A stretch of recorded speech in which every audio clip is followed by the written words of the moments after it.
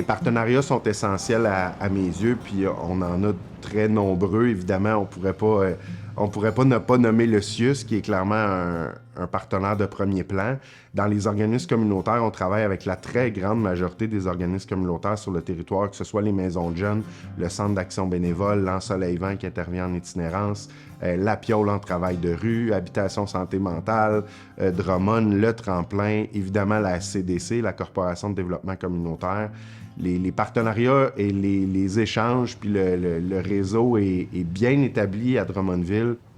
C'est important, la concertation, c'est important, le réseautage, parce qu'on ne peut pas tout faire tout seul et qu'on ne veut pas tout faire tout seul. Ici, on ne prend pas en charge. On donne à nos clientèles leur pouvoir d'agir. Donc, on les amène vers les ressources qui sont appropriées, vers les ressources qui peuvent répondre à leurs besoins. On n'est pas le 911, on n'est pas la police, on n'est pas le CIUS. Alors, quand on travaille en partenariat, on travaille avec le faire-faire, on travaille en complémentarité. Oui, il faut s'arrimer, oui, il faut se concerter, mais c'est vraiment, on n'ira pas inventer un service qui existe. On va travailler avec le service. Dès qu'un nouvel administrateur arrive au conseil d'administration, on a pris le temps de s'assurer de son bagage, mais on a pris le temps aussi de voir avec lui comment il se situe, lui, dans son rôle, oui, mais dans son rôle à l'intérieur de notre CA, qui a une vision, je vous dirais, qui place dans sa vision une grande importance à la concertation et au partenariat. Ce que ça nous amène à discuter avec nos membres de CA comment on peut, encore une fois, profiter de leur expertise, mais leur connaissance du milieu, leur réseau social de contacts, cette connaissance-là qu'ils ont dans les services, finalement, qui sont offerts dans la communauté par les différents partenaires.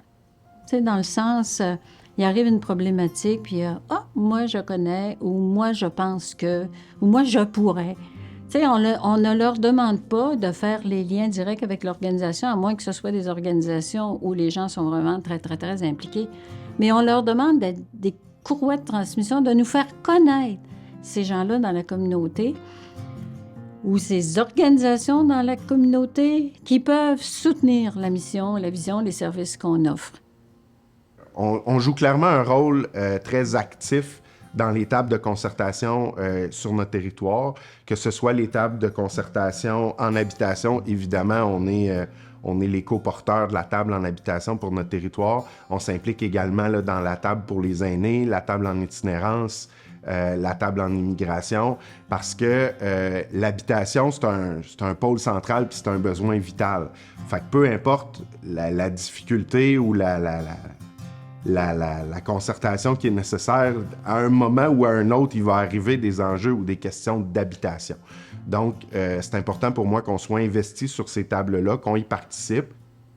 En fait, pour créer des liens avec les partenaires, il faut connaître les partenaires. Puis pour les connaître, il faut pouvoir avoir un intérêt par rapport aux partenaires. Donc, de savoir comment fonctionne, mettons, le CIUS. Quels sont les services qu'ils offrent, puis comment je peux avoir accès à ces services-là aussi, puis comment je peux, un coup que je connais le service, comment on peut faire en sorte de travailler ensemble davantage. Les partenariats qui ont été les plus porteurs à date, à mes yeux, sont ceux qui ont d'abord et avant tout été discutés dans une table où on a identifié un besoin, on a réfléchi à des solutions, puis qu'ultimement, on a dit « OK, ça vaut la peine de formaliser un partenariat, de se donner une trajectoire de communication ou des moyens de communication. » Les partenariats, il y en a beaucoup. Ils ont tous des valeurs ajoutées différentes, puis il faut pas avoir peur de la quantité. Le plus grand défi des partenariats, c'est de convaincre les institutions d'embarquer.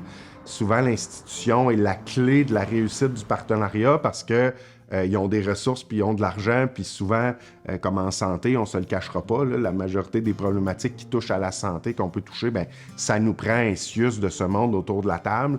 D'avoir le CIUS autour de la table, c'est un défi. De le convaincre de mettre de l'argent, c'est un défi. Donc, la table va devoir être créative, puis va devoir bien faire valoir les besoins, le démontrer sous différents angles. Moi, je pense qu'un des éléments essentiels, si tu veux avoir une ouverture, un accueil au réseau de la santé, c'est qu'il faut que tu saches de quoi tu as besoin. Il faut que tu clarifies ton besoin.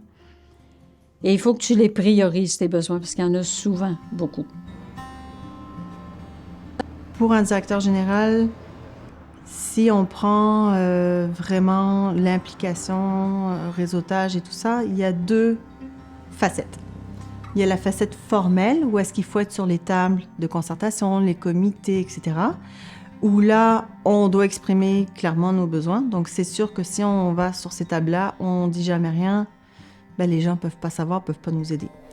Donc, première étape, y aller et être constant dans nos besoins. Donc, pas toujours arriver avec toutes sortes de choses différentes, c'est toujours la même chose. Et taper sur le clou, taper sur le clou, taper sur le clou.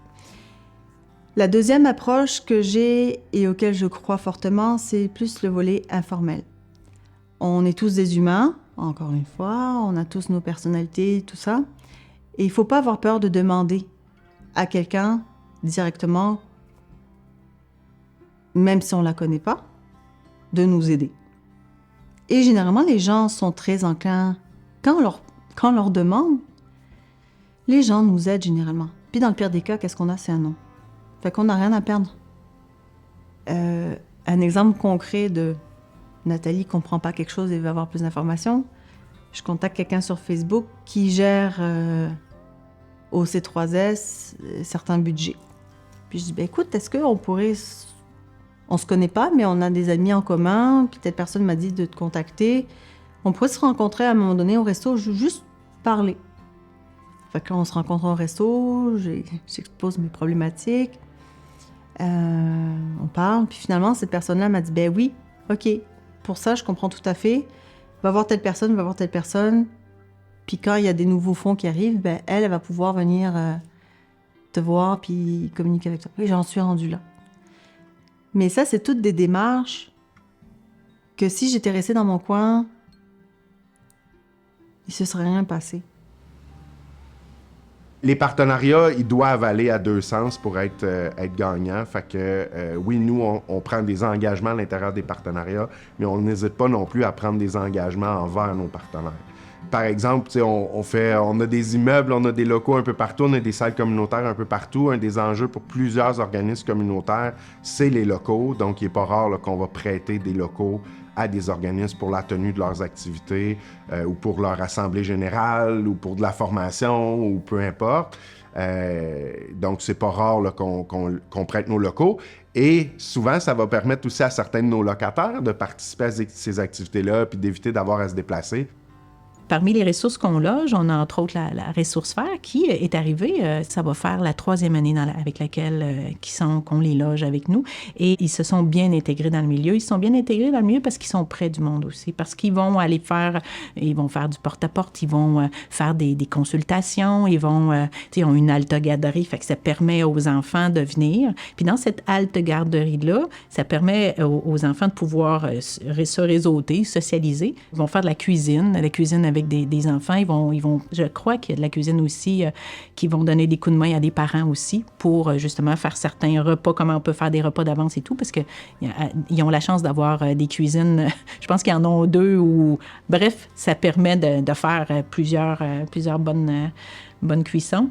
Mais en même temps, il y a les parents aussi qui sont supportés à l'intérieur de tout ça, parce que pour venir à la halte garderie, il faut que tu aies pas il faut, mais ça prend comme, qu'est-ce qui fait que je vais utiliser la halte garderie? Ben c'est peut-être parce que j'ai un rendez-vous.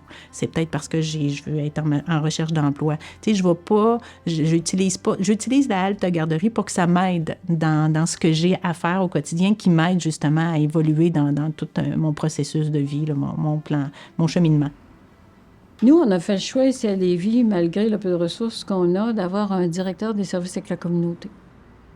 Fait que sur ses épaules porte beaucoup ses relations avec la communauté. Et on a mis en place des petits moyens tout simples. Par exemple, nos organismes communautaires qui sont qui offre souvent des services auprès de notre population, auprès de nos locataires.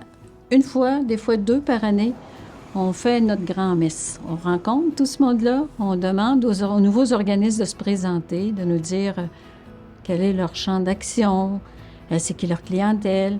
On partage l'information, on s'entend sur des projets, on sent qu'on embarque ensemble dans certains, moins dans l'autre, mais c'est une ouverture à l'autre, finalement, là.